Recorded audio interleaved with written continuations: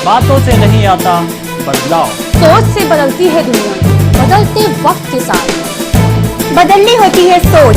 नए सोच के साथ लाए हैं हम खबरों का नया पेपर। आप देख रहे हैं इंडिया वार्ता न्यूज।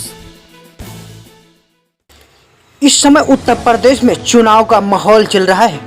वही जनपद बाराबंकी में सभी पार्टियां जनता के बीच जाकर जनता से वोट की अपील कर रही है, तो विपक्षी राजनीतिक पार्टियां मौजूदा सरकार पर विभिन्न प्रकार के आरोप लगाते हुए अपने को अच्छा साबित करने में लगी हुई है।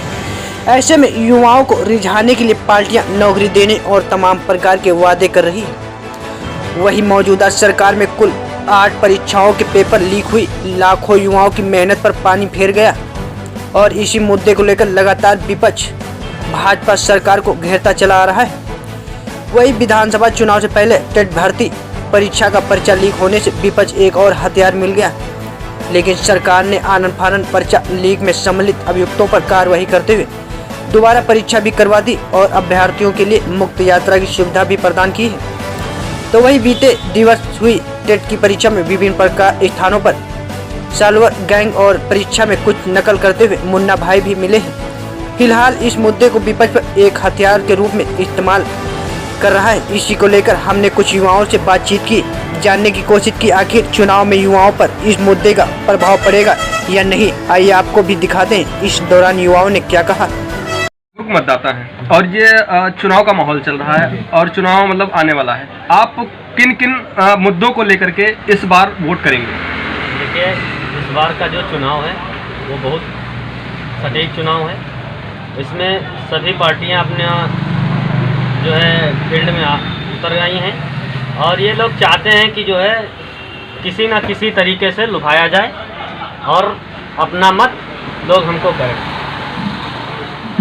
आपको क्या लगता है कि मौजूदा सरकार में भाजपा की सरकार रही है और इसमें 8 बार पेपर लीक हुआ है, क्या ये मुद्दे इस चुनाव में प्रभावी होंगे?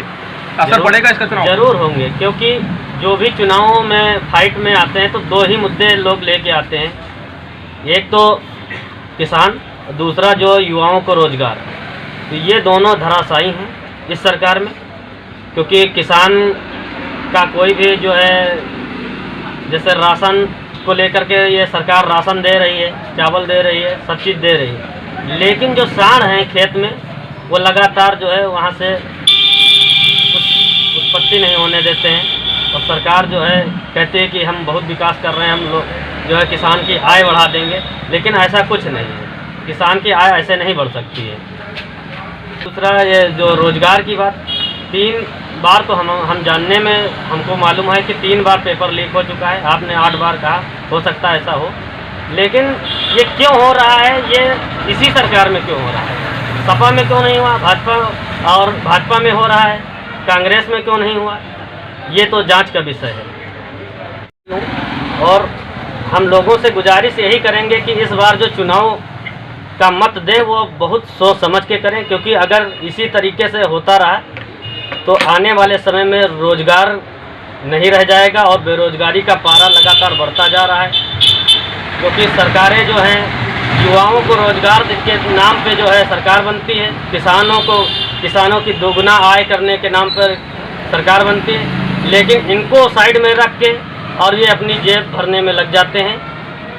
हम यही चाहते हैं लोगों से कि लोग जागरूक हों, इस बार का जो चुनाव है वो सोच समझ के करें, हिंदू मुस्लिम के बल पे ना करें, और रोजगार अगर मिलेगा तभी आगे कुछ विकास हो सकता है, नहीं तो फिर ऐसे ही देश गुलाम की आदत पड़ जाएगी और गुलामी करने के जो हमारे देश आज़ाद से पहले जो गुलामी कर रहा था देश, वो उसी तरीके से फिर गुलामी की कगार पे अट जाएगा। मेरा नाम राजकमल है, मैं एक छोटा व्यापारी हूँ। मैं इसलिए कहता हूँ लोगों से कि व्यापार, जब आदमी को रोजगार नहीं मिलता तब वो व्यापार की तरफ जाता है, और रोजगार सबसे पहले ढूंढता है कि सरकारी नौकरी मिले।